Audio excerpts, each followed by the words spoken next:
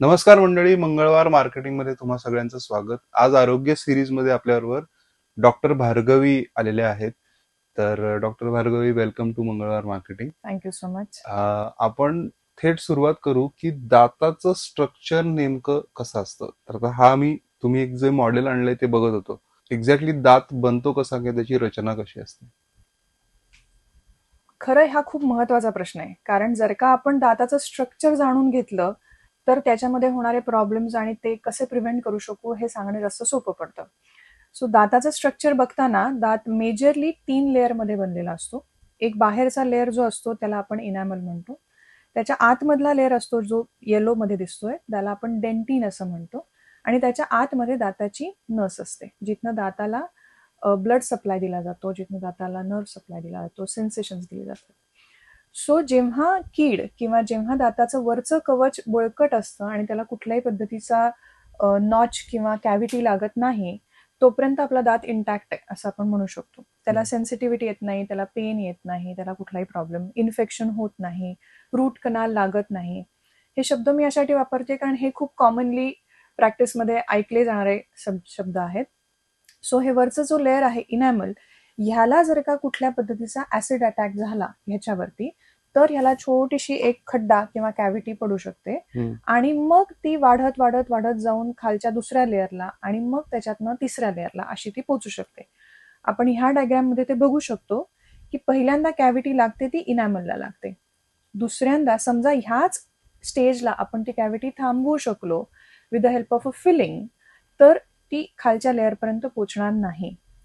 तिथं नाही थांबवली आणि आपण थोडंसं दुर्लक्ष केलं या गोष्टीकडे, तर ती कॅव्हिटी दुसऱ्या लेअरला पोचते. दुसरा लेअर हा अतिशय भुसभुशीत असतो, त्याच्यामध्ये फारसं काही प्रोटेक्टिव्ह स्ट्रेंथ नसते. सो त्याच्यामध्ये बारीक बारीक ट्युब्युल्स असतात. सो तिथनं कॅव्हिटी जास्त लवकर स्प्रेड होते आणि ती तिसऱ्या लेअरपर्यंत पोचते, which is your nerve.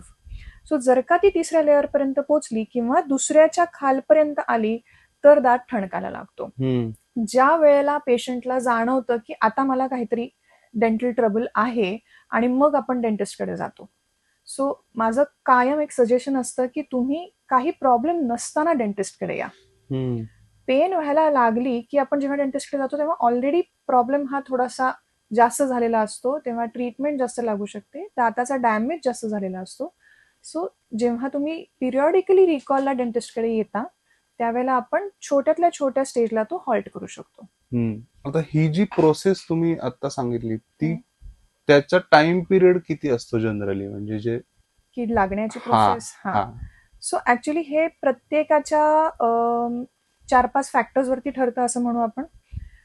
Just to give you a very simple straightforward reasoning, की कीड ही मेजरली 4 फॅक्टरनी लागते, ज्याच्यामध्ये दात, तोंडामध्ये असलेली सलायवा ज्याला आपण लाळ म्हणतो, ज्याच्यामध्ये भरपूर पद्धतीचे बॅक्टेरिया असतात. तिसरी गोष्ट आपण खाणारं फूड आणि चौथी गोष्ट हा टाइम. सो जर का हे 4 फॅक्टर्स असतील तरच कीड लागते. आणि ह्याच्यातला एकही फॅक्टर जर का मिसिंग असेल तर कीड लागत नाही. It is as simple as that. 2 factor आपल्या कंट्रोलमध्ये आहेत, 2 फॅक्टर आपल्या कंट्रोलमधले नाहीत.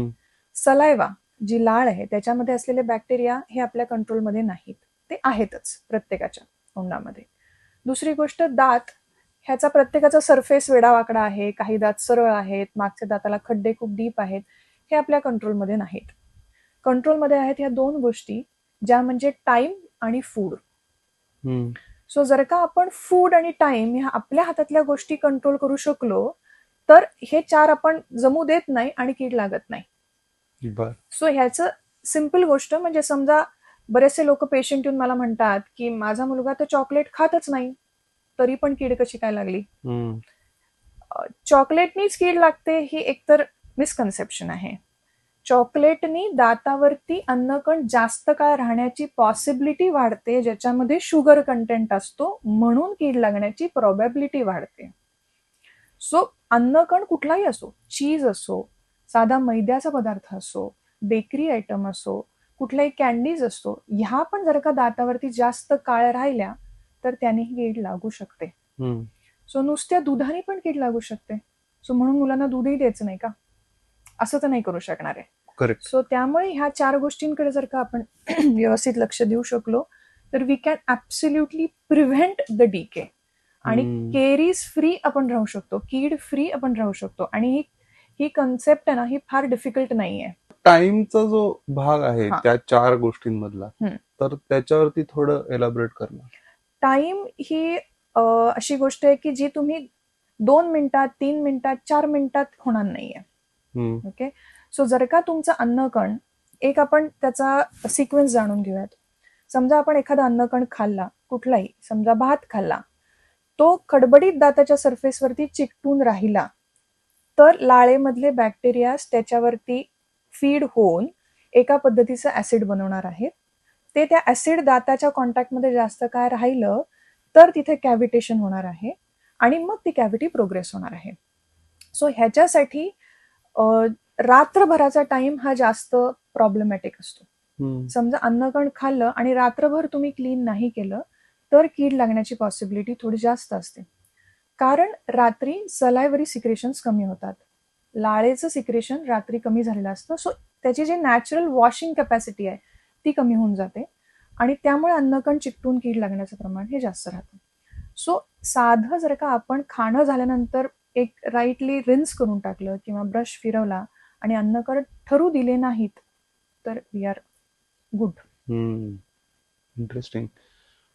मग आता त्याच सोबत आलेला प्रश्न असतो की ब्रश बद्दल खूप मिसकन्सेप्शन्स आहेत. ब्रश करावं, किती वेळा करावं, ब्रश कुठला वापरावा, पेस्ट कुठली वापरावी, पेस्ट किती वापरावी, हे सगळे खूप कॉमनली विचारलेले प्रश्न असतात क्लिनिकमध्ये आम्हाला.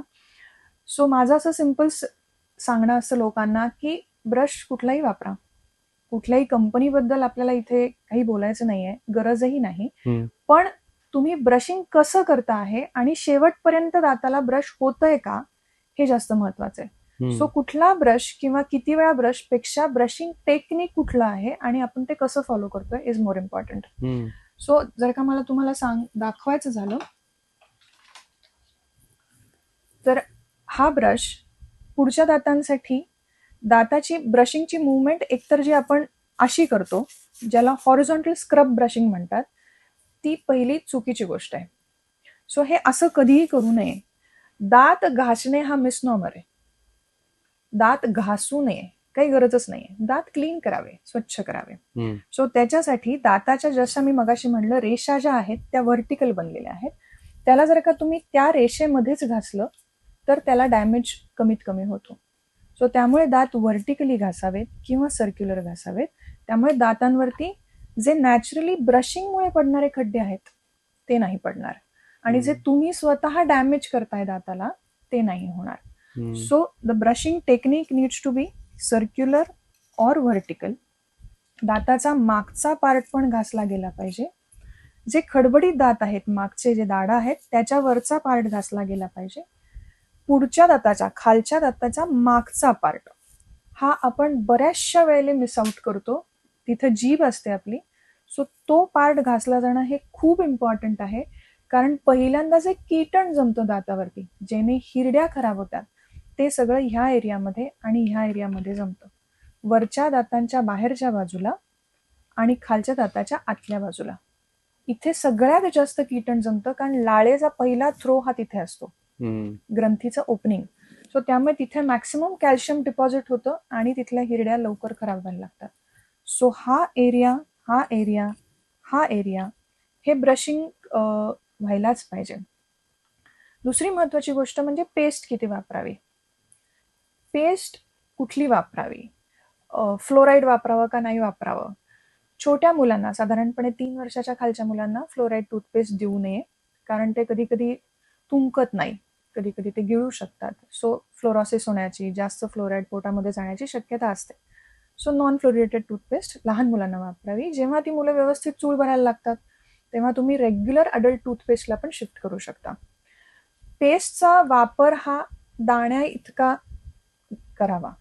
पूर्ण जी पेस्ट ब्रश भरून जी ऍड मध्ये दाखवली जाते तशाचा काहीही गरज नाही. ती सगळी पेस्ट वेस्ट होत असते. सो पेस्ट ही आपल्यासाठी फक्त छोटा अब्रेझिव्हचं काम करते. दातावरचा प्लाक काढणं, बॅक्टेरिया काढणं, थोडासा फ्रेशनेस देणं, ह्याचं एवढंच काम आहे पेस्टचं. ऍक्च्युअल काम हे फक्त ब्रशिंग करत असतं. सो एक माझ्या पेशंटला दिलेली एक ट्रिक असं म्हणू आपण, जी मी पण फॉलो करते, ती अशी आहे की रात्रीचं ब्रशिंग किंवा एक वेळचं ब्रशिंग म्हणू आपण, हे needs to be done only with the wet brush. Brush ओला करायचा, पेस्ट घ्यायची नाही, आणि ब्रशिंग करायचं शेवटपासनं पुढपर्यंत. म्हणजे ऍक्च्युली मेकॅनिकली दात क्लीन होतात आणि तुम्ही शेवटपर्यंत पोहोचलाय की नाही हे तुम्हाला समजतं.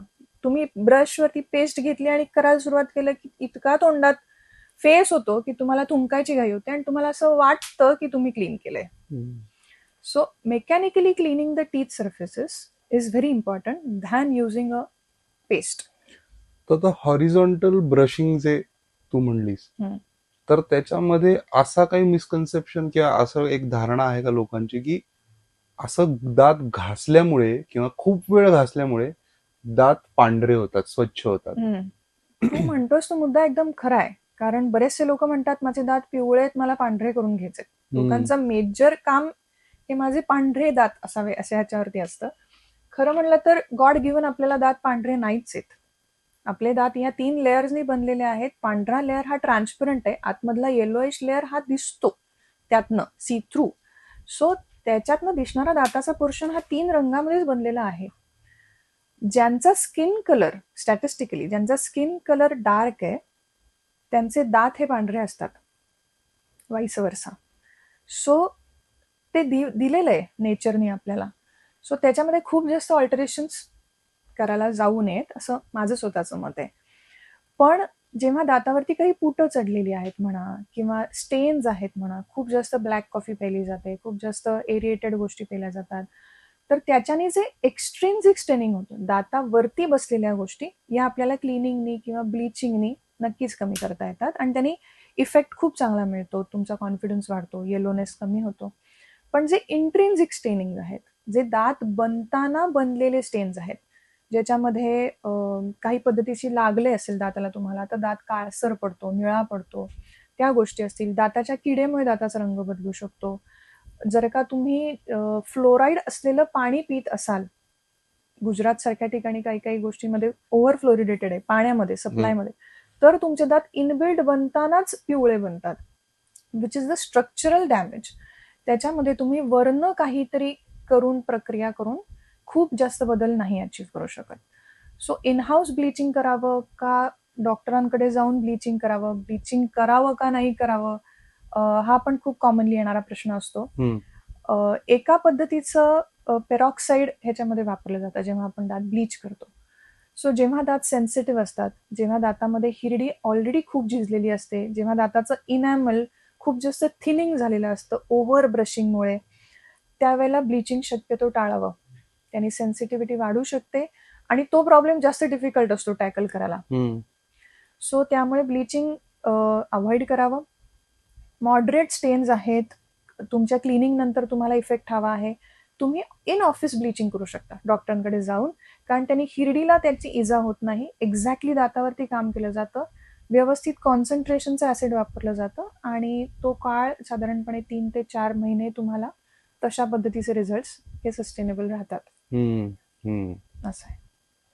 आता तुझ्या इंस्टाग्राम बायो जे डेंटल मेट्रिक्स तुझं डेंटल क्लिनिक आहे, त्याच्या बायो मध्ये खूप एक इंटरेस्टिंग कीवर्ड मला दिसला, तो आहे स्माइल करेक्शन. स्माइल करेक्शन काय आहे आणि एक्झॅक्टली तू कसं करते ते? प्रत्येकाचं स्माइल हे कॅरेक्टरिस्टिक स्माइल असतं. प्रत्येकाच्या स्माइलला करेक्शनची गरजही नसते. पण ते करेक्शन करून जर का आपल्याला आपले डिझायर्ड इफेक्ट्स मिळणार असतील तर डेफिनेटली ह्या ट्रीटमेंटचा आपण विचार करू शकतो. Smile designing in a broader perspective is a cosmetic procedure, ज्याच्यामध्ये दाताचं दिसणं, स्माइलचं दिसणं हे आपण इम्प्रूव्ह करतो. साधं दाताचं क्लिनिंग केलं ज्याच्यावरती खूप स्टेन्स आहेत तरीही दाताचं दिसणं चांगलं होणार आहे. ब्लिचिंग केलं तरीही चांगलं होणार आहे. दात खूप वेडेवाकडे आहेत, ते तुम्ही अलाइन करून घेतले, सरळ करून घेतले, तरीही तुमचं स्माइल चांगलं होणार आहे. दात खूप झिजून गेलेले आहेत, दिसतच नाहीयेत स्माइल करताना, तर दातांवरती कॅप करून, लॅमिनेट्स करून, दातावरती विनियर्स लावून जर का तुम्ही दाताची डायमेन्शन्स जशी होती तशी जर का परत करू शकलात तरीही स्माइल चेंज होणार आहे. So there are multiple ways की आपण स्माइल डिझायनिंग कसं करू शकतो. दात नसतील काही ठिकाणी तर ते कृत्रिम पद्धतीने आपण बसून, रोपण करून, ब्रिजचा वापर करूनही स्माइल डिझायनिंग केलं जाऊ शकतं. सो प्रत्येक पेशंट जेव्हा आपल्याकडे येतो तेव्हा त्याला काय हवंय त्या ट्रीटमेंटच्या एंडला याचा आपण पहिल्यांदा विचार केला पाहिजे की हा पेशंट हे कशासाठी करतोय. दिसण्यासाठी करतोय, फंक्शनॅलिटीसाठी करतोय, मला चावताच येत नाहीये म्हणून मला हे सगळं चेंज करायचंय, मला दिसायलाच फक्त बदल करायचा आहे, का मला मेंटेन नाही होते, खूपच जास्त अडकतंय दातामध्ये, स्वच्छ नाही होते, तोंडाला वास येतोय, ह्याच्यासाठी करायचंय. So if you know the reason, आपल्याला त्याचं जर का कारण माहिती असेल तर आपण ट्रीटमेंट प्लॅन त्यानुसार डिसाईड करू शकतो. मग त्या ठिकाणी कधी इम्प्लांट प्लेस केले जातात, कधी लॅमिनेट केले जातात, कधी ब्लिचिंग करून लॅमिनेट्स केले जातात. सो अशा मल्टिपल गोष्टींचा विचार करून एक कस्टमाइज ट्रीटमेंट प्लॅन पेशंटसाठी बनवला जातो, प्रत्येकासाठी वेगळा. It need not be a one treatment plan, there can be options. असंही करू शकतो, असंही करू शकतो, कवळीही करू शकतो जी काढण्या घालण्याची असते, त्यानेही खूप बदल होतो पेशंटच्या लुकमध्ये म्हणा, खाण्यामध्ये म्हणा, फंक्शनॅलिटीमध्ये म्हणा. सो मग त्याप्रमाणे ट्रीटमेंट प्लॅन डिझाईन करून आता हा मी डिजिटली पण करतो. So now it is digital smile designing. याचा अर्थ जेव्हा पेशंट येतो तेव्हा त्याचा चेहऱ्याचा स्कॅन घेतला जातो, फोटोग्राफ, दाताचा फोटोग्राफ घेतला जातो, दाताची जी प्रोपोर्शन्स आहेत जी आपल्याला पाहिजेत डिझायर, त्याच्यामध्ये दात हे ऑलरेडी व्हर्च्युअली प्रिपेअर करून लॅमिनेट बसवले जातात, ते तुमच्या चेहऱ्यावरती सुपर इम्पोज केले जातात, ते तुम्हाला दाखवले जातात बिफोर टचिंग युअर टूथ. ते तुम्हाला आवडले तर त्या पद्धतीने ट्रीटमेंट एक्झिक्यूट केली जाते. सो पेशंट क्लिनिकमध्ये येतो आणि दात घेऊन जातो, ह्याच्यामध्ये आता फार वेळ राहिलेला नाहीये because of the technology. So it become very fast, very accurate, very precise, कारण आता हे सगळं डिजिटली प्लॅन आणि एक्झिक्यूट केलं जातं. इम्प्लांटही ट्रीटमेंट फुल माउथ, जेव्हा पेशंटचे दात सगळे हलत असतात आणि दात काढायची वेळ येते त्यावेळेला पेशंट सगळे खराब दात जरी दात क्लिनिकमध्ये घेऊन आला तरी इम्प्लांटच्या साहाय्याने त्याच दिवशी तो सगळे फिक्स दात घरी घेऊन जाऊ शकतो. इतकं हे क्विक काम होऊ शकतं, एकही दिवस त्याला विदाऊट दात राहायची गरज नाहीये. आता या स्माइल करेक्शन आणि इतर ज्या गोष्टी आहेत तर त्याच्यात एज फॅक्टर आणि प्रोफेशन याविषयी काय सांगशील? एज फॅक्टर स्माइल डिझायनिंग मध्ये आता ना खरं सांगायचं तर खूप अर्ली पासून सुरू झालाय. म्हणजे 8-9 वर्षाची मुलं पण हल्ली आम्हाला येऊन सांगतात की ते मॅडम दात नीट करून हवेत, सरळ करून हवेत. सो आता जी ऑर्थोडॉन्टिक ट्रीटमेंट आहे, ज्याला अलायनर्स आपण म्हणतो, ती गोष्ट आम्ही वयाच्या 8व्या-9व्या वर्षापासून सुरू करतो, जेव्हा काही दात दुधाचे असतात, काही दात परमनंट असतात. That is the earliest age. That is the earliest age जेव्हा आपण ऑर्थोडॉन्टिकल इंटरव्हेन्शन करतो. जेव्हा प्रॉस्थेटिक म्हणजे जे कृत्रिम दात बसवण्याचं इंटरव्हेन्शन आहे ते वयाच्या 18 वर्षाच्या आधी नाही केलं जात, कारण ग्रोथच कम्प्लीट झालेली नसते मुलांची. सो जसं आपण लवकरातल्या लवकर वयामध्ये हा करेक्शन्स करू तेव्हा नंतर जाऊन प्रॉब्लेम्स येण्याचे चान्सेस पण खूप कमी होतात. समजा काही लोक प्रोफेशनल डिमांड्सने आले, बाबा काही मॉडेलिंग करता आहेत लोक, आता बऱ्याचशा ठिकाणी आम्ही ब्युटी पेजंट्सच्या कॉम्पिटिशनला ॲज अ जज ज्युरी म्हणून जातो, त्यावेळेला ज्या मुली आमच्याकडे येऊन विचारतात की आम्हाला स्माइल डिझायनिंग करायचंय, आम्हाला पांढरे दात हवेत. सो एकतर त्या प्रोफेशनमध्ये किंवा त्या ह्याच्यामध्ये त्या वयामध्ये पण पांढरे दात असणं हे खूपच कॉमन आणि काय म्हणता येईल पाहिजे असलेली गोष्ट झाली आहे. पण ती प्रत्येकाच्या पर्सनॅलिटीनुसार, प्रत्येकाच्या स्किन कलर, आय कलर, उंची ह्यानुसार जर का डिझाईन केली ना तर ती जास्त चांगली घडू शकते. एकच ठोक्यातनं सगळ्यांना सिमिलर पद्धतीचे दाताचे मोल्ड काढून लावले तर इट लुक व्हेरी आर्टिफिशियल, जे युजली आता बऱ्याच ठिकाणी बघायला पण मिळतं. तशी नाही दिसली पाहिजे असं मला वाटतं. एक प्रत्येकाची कॅरेक्टरिस्टिक त्याच्यामध्ये पाहिजे. एखादा दात एखाद्यावरती ओव्हरलॅप असेल तर एखाद्याला स्माईलला ते छान दिसतं, राहू दे ना, if you can maintain it राहू दे. प्रत्येकच गोष्ट अगदीच बांधली पाहिजे असं नाहीये. इस्त्री करायची गरज, इस्त्री परफेक्ट, इस्त्री करायची गरज नाहीये त्या गोष्टीला. सो आय थिंक ते प्रोफेशनल गोष्ट आहे. अजून कुठल्या प्रोफेशन्स मधलं लोक येतात की ज्यांना स्माइल करेक्शन करायचे आहे किंवा त्याचा ते केल्याने त्यांच्या प्रोफेशन मध्ये त्यांना फायदा होतो? जे लोक सेल्स मार्केटिंग मध्ये काम करतात किंवा जे लोक फ्रंट ऑफिसमध्ये काम करतात, हॉटेलिंग इंडस्ट्रीमध्ये काम करतात, ज्यांना लोकांना भेटायचंय, लोकांशी बोलायचंय, ते खूपसे लोक हल्ली कॉन्शियस झालेत त्याबद्दल, पण की जसे आपण राहायला पाहिजे, जसे हेअर ट्रान्सप्लांट खूप कॉमन झालेले आहेत, which is enhances your overall look. तशा पद्धतीने smile designing has become very common आणि a need of an hour. जेव्हा त्यांना प्रोफेशनली त्याच्यामध्ये खूप फरक पडतो. एक छोटं पिक्चर मी बघितलं होतं, ज्याच्यामध्ये 2 सिमिलर पिक्चर आहेत, ज्याच्यामध्ये एका माणसाला आयब्रो नाहीये आणि त्याच माणसाला एका दात नाहीये सेंट्रल. सो आपल्याला पहिलं लक्ष हे दात नसलेल्या गोष्टीकडे जातं, ना की आयब्रो नसलेल्या गोष्टीकडे. सो दात आणि स्माइल ही इतकी आय कॅचिंग गोष्ट आहे ना तुमची, की त्याच्यामध्ये पहिलं जातच लक्ष.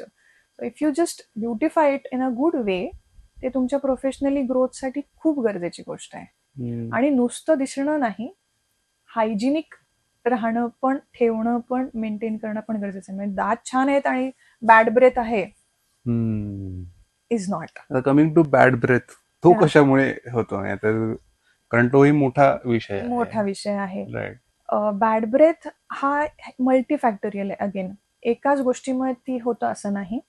तुमच्या तोंडामध्ये जर का प्लाक आणि कॅल्क्युलस, जे कीटण म्हणतो आपण, ते जर का खूप रिपिटेटिव्ह साठत असेल आणि ते तुम्ही काढत नसाल, स्वच्छता, प्रोफेशनल क्लिनिंग आपण ज्याला म्हणतो, ते जर का करत नसाल, तर डेफिनेटली बॅड ब्रेथ असू शकतो. दात साफ करताना जर का आपण जीभ नाही साफ केली, तर त्याच्यावरती इतके बॅक्टेरिया राहतात आणि एक थर राहतो, ज्याच्यामुळे तुम्हाला बॅड ब्रेथ असू शकतो. कुठल्या तरी सिस्टेमिक प्रॉब्लेममुळे, डायबिटीसमुळे किंवा तुमच्या खाण्यातल्या येणाऱ्या गोष्टींमुळे पण तुमचा ब्रेथ हा बॅड, किंवा त्याच्यामध्ये पण काहीतरी ऑल्टरेशन्स येऊ शकतात. तुम्ही जर का कुठे पडला असाल, लागलं असेल, तोंडामध्ये इन्फेक्शन असेल, पस असेल, पू असेल, याचा इफेक्ट तुमच्या बॅड ब्रेथवरती येऊ शकतो. लसूण, कांदा जर का तुम्ही खाल्लात, तर तो ऑफकोर्स रिफ्लेक्ट होतोच. सो कीपिंग द सिस्टमिक, तुमची गट हेल्थ चांगली ठेवणं आणि तुम्ही काय खाता आहे, स्वच्छता मेंटेन करणं, पिरियॉडिकली डेंटिस्टकडे जाऊन क्लिनिंग करून घेणं, या सर्व गोष्टी बॅड ब्रेथच्या सोल्युशनसाठी गरजेच्या आहेत. फक्त मी माउथ रिन्स केलं आणि बाहेर पडलो आणि च्विंगम खाल्लं, हे वरवरनं दाबायच्या गोष्टी आहेत. तुम्ही रूट कॉज पर्यंत पोहोचतच नाही त्याच्या. आणि त्यातली अजून एक सिम्पल गोष्ट आहे, is dehydration. If you are not drinking enough water, तरीही बॅड ब्रेथ असू शकतो. सो तुमचं इनफ बॉडीमध्ये वॉटर घेणं, पिणं, इतकं वॉटर त्या सीझनली जाणं, सीझनल स्पेसिफिक, हे पण गरजेचं आहे. So dehydration should be avoided. Aligners बद्दल मगाशी एक दोनदा उल्लेख आला की अलायनर्स हे ब्रिज आहे, करेक्ट, इम्प्लांट्स आहेत, राईट. तर हे याबद्दल तर ऑब्व्हियसली सांगच. आणि एक प्रश्न असा, म्हणजे पूर्वी असं होतं की दातात सिमेंट भरलं आणि ते सिमेंटची जागा चांदीने घेतली, राईट. मग अचानक कॅप आली. असं हे प्रोग्रेशन मला तरी आठवत, राईट. तर आता सध्या काय ट्रेंडिंग म्हणणं चुकीचं आहे, पण आता सध्या काय वापरलं जातं, राईट. आणि त्याच्यातला फरक लोकांनी कसा ओळखला पाहिजे, कारण हे परत थोडंसं लिंक टू कॉस्ट पण असणारच आहे, करेक्ट. तर त्याचं थोडंसं आपण सांगू. आणि अलायनर्स ऑब्व्हियसली तू म्हणलास ते एकदम बरोबर आहे की आधी सिमेंट भरायचे. माझे वडीलही डेंटिस्ट आहेत, सो त्यांच्या वेळची डेंटिस्ट्री आणि आमच्या वेळची डेंटिस्ट्री याच्यामध्ये आता खूप फरक पडलाय. कदाचित पुढची जनरेशन डेंटिस्ट्रीला गेली तर ती डेंटिस्ट्री पूर्ण वेगळी असू शकेल, कारण आता नवीन दात रिजनरेशनचं काम चालू आहे. सो दात गेल्यानंतर जेव्हा आपल्याला दुधाचे दात पडून परमनंट दात येतात, परमनंट दात पडून तिसरा दात येत नाही, तो तिसराही दात येऊ शकतो कमिंग जनरेशन्समध्ये, अशी आता रिसर्चमध्ये गोष्ट आहे जी स्टेम सेल रिसर्चनी करतायत. पण येस, आत्ताच्या जनरेशनमध्ये जर का आपला दात खराब झाला तर सिमेंट भरलं जातं. आधीच्या काळामध्ये चांदी भरली जायची. चांदी ही दातामध्ये मेकॅनिकली पॅक करून भरली जाते आणि आताचं जे भरलं जातं ते दाताला चिकटवलं जातं, बॉन्ड केलं जातं. सो त्यामुळे जेवढा दात खराब आहे तेवढाच काढून तेवढाच भरता येतो, बिकॉज ते चिकटवलं जातं. चांदीला आतमध्ये पॅक करून बसवायला लागतं, म्हणून त्याच्यासाठी थोडासा जास्त दाताचा पोर्शन मटक्यासारखा तयार करून त्याच्यात ते पॅक केलं जातं. सो दाताचं डॅमेज थोडासा चांदीच्या फिलिंगमध्ये जास्त व्हायचा, जसं आताच्या फिलिंग्समध्ये होत नाही.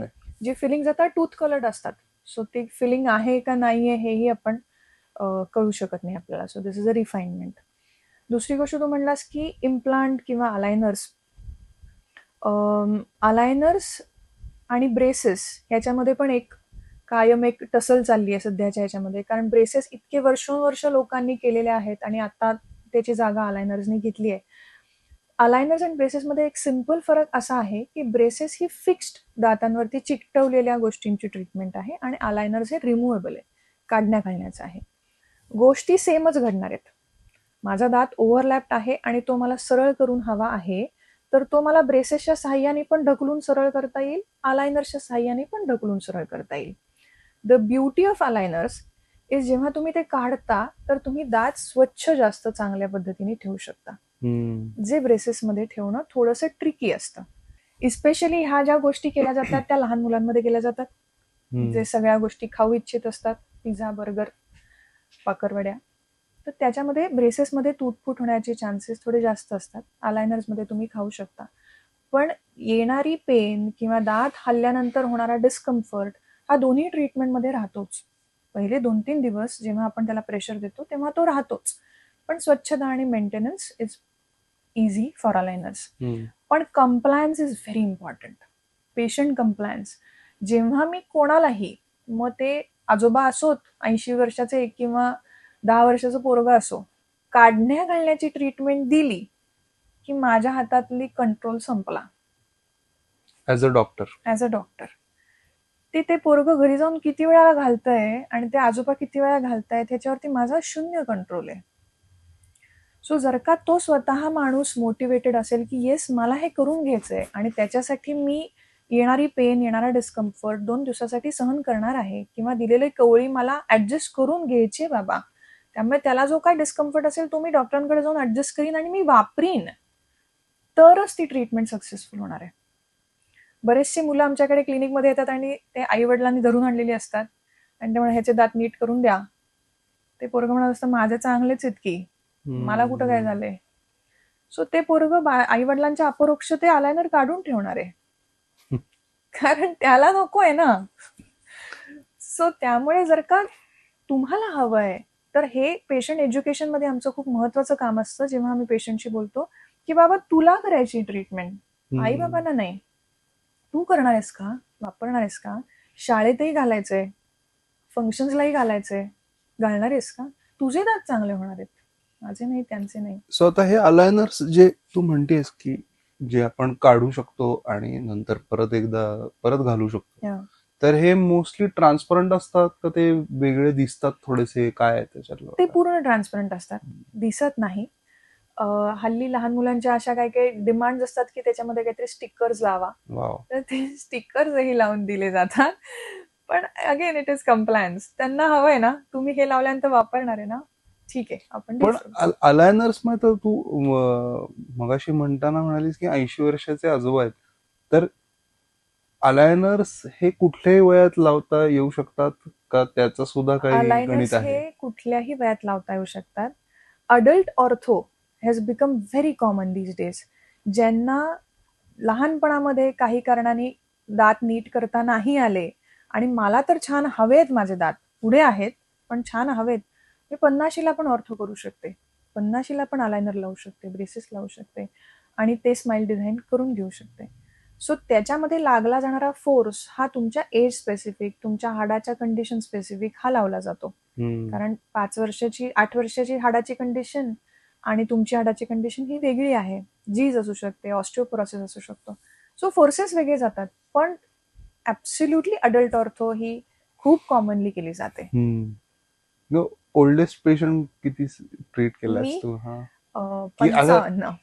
55 ला 56 ला आम्ही सुरू केली अलाइन करून चकाचक स्माइल वगैरे, एकदम कडक. सो आणि हे करावं का नाही, मला वाटतं छान माझं स्माइल असावं. So there is nothing wrong in it. Age wise तिथे बॅरियर नाहीच आहे ऑब्व्हियसली, आणि ते ऍज अ डॉक्टर तुम्ही ते नक्कीच करू शकता. येस करू शकतो. इंटरेस्टिंग. खूप बऱ्याचशा गोष्टींचा याच्यामध्ये विचार करायला लागतो की बाबा मेल आहे का फिमेल आहे, पोस्ट मेनोपॉझल आहे का प्री मेनोपॉझल आहे, कारण त्याच्यामध्ये तुमच्या हाडांची रचना बदलणार आहे. हॉर्मोनल फॅक्टर्स काय आहेत, मेंटेनन्स इश्यूज काही होते का, ऑलरेडी हिरडीची झीज होऊन दात लूज झालेत का, या सर्व गोष्टींचा फ्रेम विचार करूनच ट्रीटमेंट डिसाईड केली जाते. प्रत्येकच आलेला पेशंट करूच शकू असं काही गॅरंटी नाही, पण इट इज पॉसिबल. हिरड्यांची हेल्थ याविषयी पण मला वाटतं बोलायला हवं, कारण तो भाग बऱ्यापैकी लोकांना माहिती नसतो किंवा इग्नोर केलं जातं की थोडंसं रक्त आलंय हिरड्यांमध्ये हे चालून जातं. तर अशा वेळी डेंटिस्टला भेटणं किती गरजेचं आहे, आणि ओव्हरऑल हिरडीची हेल्थ म्हणजे काय, कसं चेक करायचं की माझी हिरडी बरोबर आहे का नाही. हिरडी ही अशी गोष्ट आहे ना की तुमच्या ओव्हरऑल हेल्थला ती इमिजिएटली रिफ्लेक्ट करते. म्हणजे तुमची जर का हिरडी चांगली आहे तर तुमची जनरलाइज्ड हेल्थ चांगली आहे ह्याचं ती एक प्रमाण आहे. सो जर का तुम्हाला हेवीली डायबेटिक आहे किंवा काही बाकीचे प्रॉब्लेम्स आहेत तर ते हिरडीवरती दिसणार आहेत. सो बऱ्याचशा कंडिशनमध्ये आम्ही असं म्हणतो की तो तुमचा आरसा आहे. जर का तुमच्या हिरड्या चांगल्या आहेत ना, डेंटिस्ट खूप जास्त सिस्टमिक आजार आधी ओळखू शकतो पेशंटचे. इंडिकेटरचं काम करतो. करेक्ट. सो त्यामुळे हिरडीतनं रक्त येणं, पस येणं, हिरड्या लूज असणं, दात त्याच्यामुळे लूज होणं, खूप जास्त पद्धतीचं कीटण जमणं, या सर्व पद्धतीच्या जे प्रॉब्लेम्स हिरडीचे आहेत ते अड्रेस वेळच्या वेळेला करणं खूप गरजेचं आहे. अर्लियर द बेटर, कारण ते खूप मेजर कुठल्या तरी प्रश्नाचे सिग्नल्स असू शकतात आणि त्यांनी दाताच्या पण आजूबाजूचा जो काय सराउंडिंग सपोर्ट सिस्टीम आहे ती वीकन होऊ शकते आणि दात लूज होऊन पडू शकतो. सो बारीकसं ब्लिडिंग होणं किंवा एखादी टूथब्रश इंजुरी होणं ह्यानी पण दात हिरडीवरती अल्सर आलाय म्हणा किंवा कुठेतरी ब्लीड झालंय म्हणा, तरीही डेंटिस्टला दाखवणं आणि त्याची कारण मीमांसा जाणून घेणं हे गरजेचं आहे. तुम्ही काय खाता, कसं जेवता, तुमची गट हेल्थ काय आहे त्याच्यावरती पण हिरडीच्या गोष्टीचा परिणाम डिसाइडेड असतो. सो खाताना जर का तुम्ही कच्च्या भाज्या खाता आहात किंवा फ्रूट्स खाता आहात तर त्यांनी नॅचरल दाताचं क्लेन्झिंग होत राहतं. सो गट हेल्थ तुमची ओव्हरऑल इम्युनिटी चांगली ठेवते, हिरड्या चांगल्या ठेवते, आणि हिरड्या चांगल्या राहिल्या तरच दात चांगला राहणार आहे. मग आतनं तो कितीही चांगला क्लीन केलेला असेल आणि मला एकही फिलिंग नसेल दातात, पण जर का सपोर्ट सिस्टीमच दाताची वीक आहे, हिरडी म्हणा, हाड म्हणा, तर तो दात फायनली निखळून पडू शकतो. एक खूप फनी गोष्ट आहे, खरं म्हणलं तर हे अंधश्रद्धा म्हणता येईल. बरेचसे पेशंट आम्हाला असे सांगतात की दात स्वच्छ केले ना, हिरड्या स्वच्छ केल्या ना, त्याच्यानंतर माझे दात लूज झाले. तर हिरड्या नका स्वच्छ करू, ते कीटण स्वच्छ नका करू. सो त्याच्यामधलं मागचं म्हणणं असं असतं लोकांचं की ते कीटण दातावरती जमून जमून त्याची पुटं इतकी घट्ट बनतात की ते हाडासारखं बिहेव करतं आणि ते दाताला धरून ठेवतं. इंटर्न तुमची हिरडी ऑलरेडी खूप खाली सरकलेली असते कीटणामुळे. जे पॉइंटला तुम्ही कीटण काढता त्या पॉइंटला तो दात हलायला लागतो आणि हिरडी तुमची खूप खाली असते. सो पेशंटला असं वाटतं की हे स्वच्छ केल्यामुळे माझे दात हलायला लागलेत. ऍक्च्युली ते कीटण जमल्यामुळे तुमचे दात हलतच होते, तुम्हाला भासत नव्हते. सो ते काढणं, कीटण काढणं आणि हिरड्या चांगल्या ठेवणं इज व्हेरी इम्पॉर्टंट. सो हे कन्सेप्ट, मिसकन्सेप्शन डोक्यातनं पहिलं काढलं पाहिजे की बाबा दात स्वच्छ केले आणि माझे दात हलायला लागले किंवा अक्कल दाढ काढली आणि माझी दृष्टी अधू झाली. This is also very commonly said thing की अक्कल दाढ काढू नका, ते दिसायला जरा प्रॉब्लेम येईल. असं काही होत नसतं. ऍक्च्युली अक्कल दाढ येते वयाच्या 25व्या वर्षाच्या पुढे, 25 ते 40. आणि मला तरी इतक्या वर्षाच्या प्रॅक्टिसमध्ये जाणवलं असं आहे की जो काय आपल्याला 40चा चष्मा लागतो तो त्यावेळेला दात काढलेला असताना जर का लागला त्याच वेळात साधारण बिकॉज ऑफ 40, तर ते इंटरलिंक झालंय. अदरवाईज दाताची आणि डोळ्याची नस ह्या पूर्ण वेगळ्या गोष्टी आहेत, त्यामुळे ह्याचा त्याच्यावरती काहीही होत नाही. हे कोरिलेशन भारी. आता मला विजडम टूथ किंवा अक्कल दाढ याच्याविषयी पण थोडस सांग की ती सगळ्यांना येते का, ती कंपल्सरी काढायची असते का, आणि ती आल्यामुळे अक्कल येते का?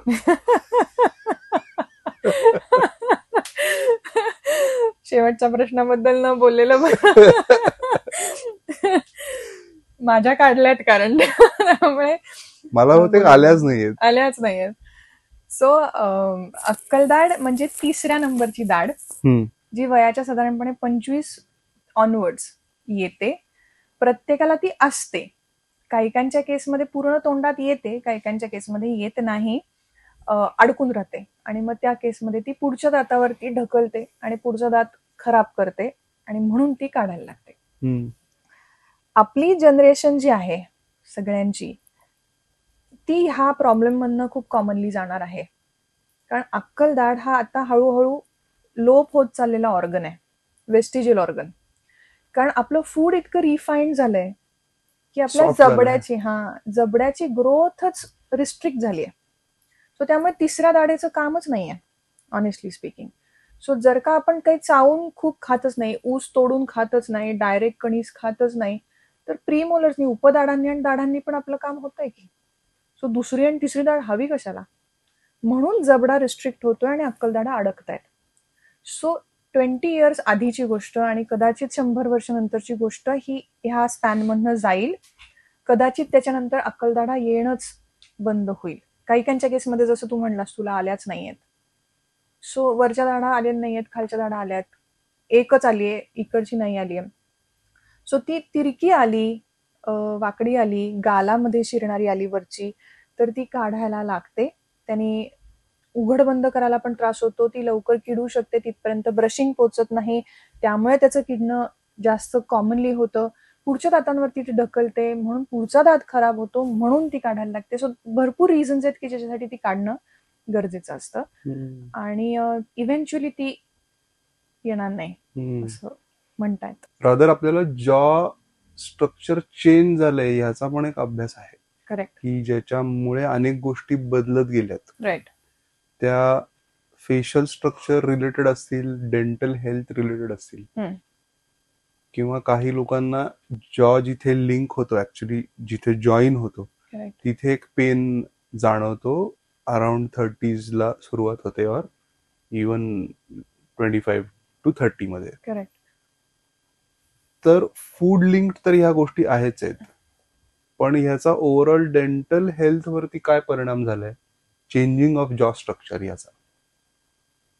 चेंजिंग ऑफ जॉ स्ट्रक्चरचा डेंटल वरती दिसणारा पहिला परिणाम तर मी तुला सांगितला की अक्कलदाढा अडकून बसतायत. दुसरा परिणाम म्हणजे येणारे दात थोडेसे वेडेवाकडे जास्त यायला लागलेले आहेत. सो लहान मुलांमध्ये दिसणारा जो प्रश्न आहे की दात ओव्हरलॅप खूप येत आहेत, जबडा खूप नॅरो झालाय, वरची जबड्याची रचना एकदम व्ही शेप झाली आहे आणि दात खूपच पुढे आलेत, ते खूपच कॉमनली दिसायला लागले हल्ली. क्राउडिंग जे म्हणतो दाताचं, ओव्हरलॅपिंग, एखादी दाढ किंवा सुळा आतमध्ये अडकूनच राहतो, बाहेरच येत नाही, इथे अडकलेले असतात सुळे. हे इतकं कॉमन झालंय की जबडा आणि दाताची जी साईज डिस्क्रिपन्सी आहे, जबडा एवढा आहे आणि दाताचा अमाऊंट एवढी आहे, तर ते बसेल रे.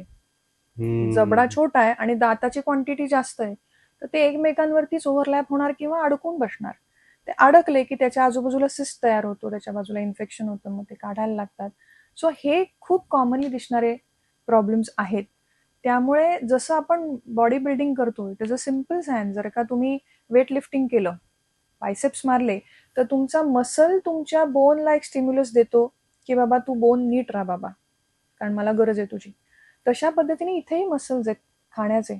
सो जर का तुम्ही हा स्टिम्युलस या मसलला पण दिला की मला गरज आहे बाबा तुझी, तिथलं हाड नीट राहा, चांगलं डेव्हलप हो, तर ते होणार आहे.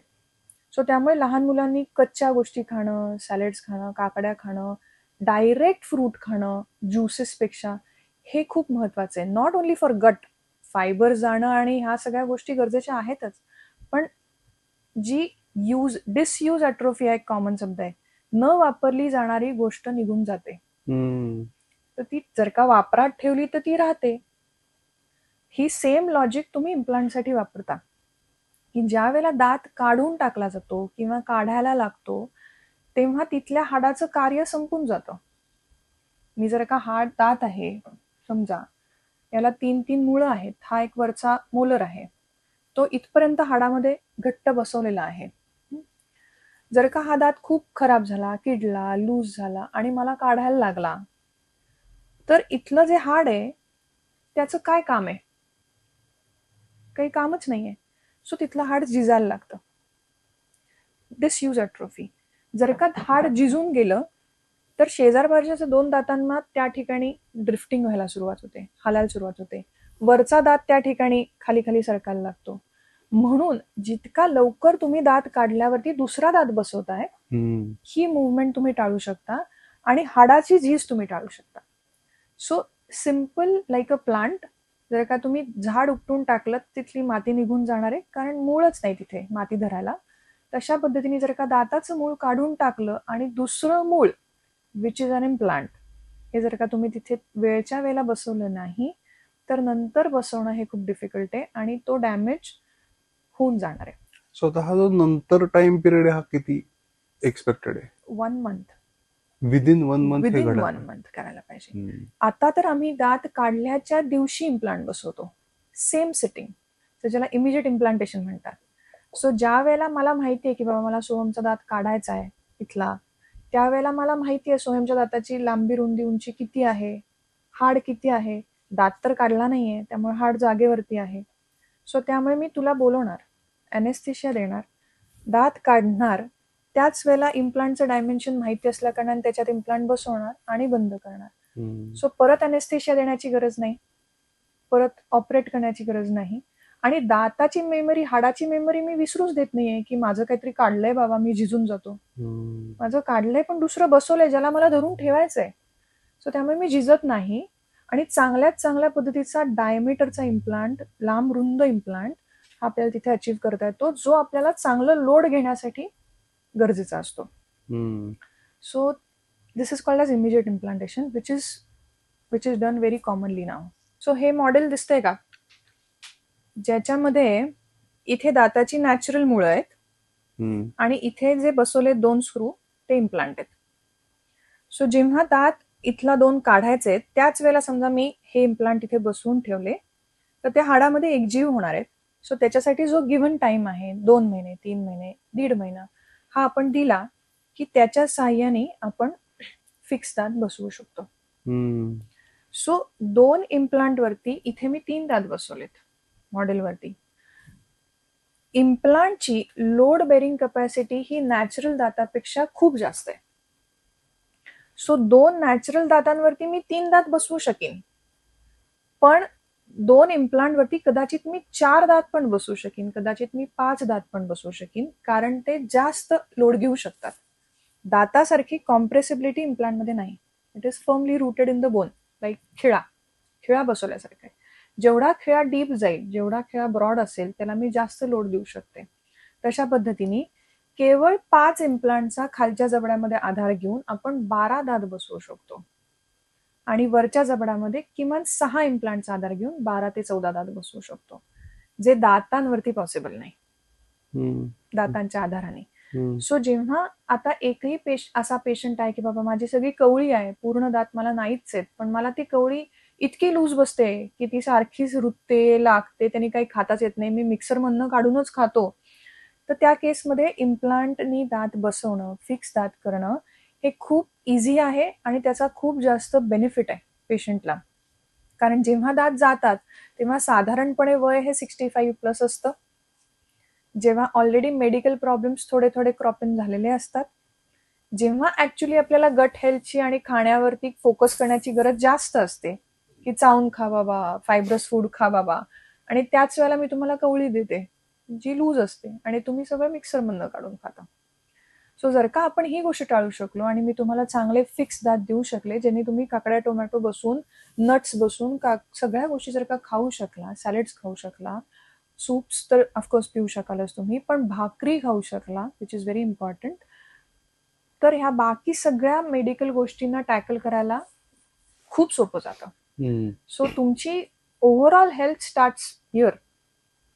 What you eat, how you eat, तुमच्या तोंडामध्ये सलायवा, लाळ त्याच्यामध्ये मिक्स होतीये का, चावलं जातंय का, तर तुम्ही ते घेऊ शकताय का आणि त्याचे तुम्हाला बेनिफिट्स मिळत आहेत का.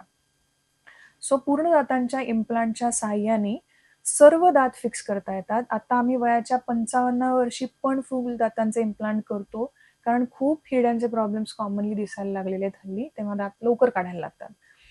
सो ह्यानी पेशंट्सला प्रचंड बेनिफिट होतो, त्यांनी पेशंटचा ओव्हरऑल कॉन्फिडन्स खूप बदलतो आणि जे आपण म्हणतो की बाबा माझी कवळी निष्ठून पडेल का पब्लिकली किंवा काहीतरी निघून येईल का, हा प्रश्न त्याच्यात राहत नाही. It is all fixed. खूप तरुणपणी सगळे दात काढून कवळी बसवू असे बऱ्याचदा कट्ट्यावरती किंवा असं गप्पा ऐकलेल्या असतात. तर याच्यात ऍज अ डॉक्टर काय सांगशील लोकांना की असा विचार करू नका, और किंवा आपण त्याला असाही एक सब प्रश्न घेऊ शकतो की तुमचा नॅचरल दात वाचवणं किती गरजेचं आहे. Correct. You have raised a very important point. Conservative dentistry हा जो कॉन्सेप्ट आहे हा फॉलो करणं फार गरजेचं आहे. याचा अर्थ डेंटिस्टची गरजच नाही लागली पाहिजे. जर का तुम्ही तुमचे दात नॅचरली चांगले मेंटेन केले, हिरड्या चांगल्या मेंटेन केल्या, तर ते काढायला लागणार नाहीत, ते पडणार नाहीत आणि ते जास्तीत जास्त काळ टिकतील. नॅचरल दाताला सबस्टिट्यूट नाही टू एक्झॅक्ट एक्सटेंट. नॅचरल दात हा नॅचरल दात आहे, इम्प्लांट हा इम्प्लांट आहे, कवळी ही कवळी आहे. ऍडव्हान्टेजेस डिसएडव्हान्टेजेस दोन्हीच आहेत. पण नॅचरल दात जो तुम्हाला दिला आहे, ज्याच्यामध्ये एवढी लांब रुंद खणखणीत रूट्स आहेत जी तुमच्या हाडात बसली आहेत, त्याच्या आजूबाजूला अशा पद्धतीचे रिसेप्टर्स आहेत जेणेकरून तुम्ही डोळे बंद केलेले असताना पण जबडा करेक्टच बंद करता आणि भलतीकडे बंद नाही करत, because they are there in the teeth, they are not there in the denture. कवळीमध्ये ते नाहीत, इम्प्लांटमध्ये ते नाहीत. त्यामुळे कितीतरी वेळा कवळीचा पेशंट हा अर्धवट पुढे बंद करतो, इकडे बंद करतो, तिकडे बंद करतो, कारण दात नाहीये जागेवर. सो त्यामुळे नॅचरल दात हा फक्त दात नाहीये रे, त्याच्या बाजूची सगळी सिस्टीम आहे, त्याच्या बाजूचा सगळा काय म्हणता येईल, it is a complete package. So ते सगळं तुम्ही जरासा प्रॉब्लेम आला की काय माहितीये का भार्गवी, ते दात काढून टाक आणि कवळी दे बाबा, हे सोल्युशन नसतं रे त्याच्यावरचं. कारण तिथनं प्रॉब्लेम सुरू होतो. ज्या पॉइंटला दात काढायला लागतो तेव्हापासून प्रॉब्लेम सुरू होतो. मी स्वतः प्रोस्टोडॉन्टिस्ट आहे, सो मी कॉमनली आर्टिफिशियल दातांचे पेशंट खूप बघते. सो मी पेशंटला सांगत असते, नका ना काढू, राहू दे ना, अजून 1-2 वर्ष जरी वाचू शकलो ना तरी राहू दे. सो जेव्हा दात किडतो तेव्हा त्याला फिल करता येतो आणि वाचवता येतो.